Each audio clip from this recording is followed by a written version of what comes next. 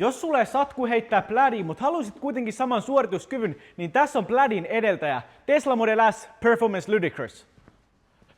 Vaikka tää ei suorituskyvyssä ihan plädin tasolle pääse, niin kyllä sä tälläkin saat adrenaliinin virtaamaan. Neliveto, 800 heppaa, 0-100 2,4 sekkaan, eli kyllä sä tällä pelkäällä saat pupun pöksyä. Ja hei, tää on puolet edullisempi, eli euro-hevosvoimasuhde on aika hyvä. Ja koska tää on Raven, löytyy korkeus- ja jäykkyys säädettävä ilmajousitus. Ulkonäkö on asiallinen, ja nämä punaiset jarrusatulat sekä hiilikutu takaspoileri tuo kivan lisä. Sisällä saat alcantaaraa ja panoraamakato, sähkösäätöiset nahkaverhoilut, urheilulliset istuimet, säädettävät käsituot, hiilikuitukoristeita, Teslan valtava kosketusnäyttö, lisäksi Teslan huippuluokan premium äänentoisto, digimittaristo ja lämmitettävä nahkaratti. Ja hei, tää on käytännöllinen. Takana on mukavasti jalkatilaa, riittävästi päätilaa ja mukin pidikkeet. Ja rangaakin jopa 590 kilsaa, eli enemmän kuin riittävästi.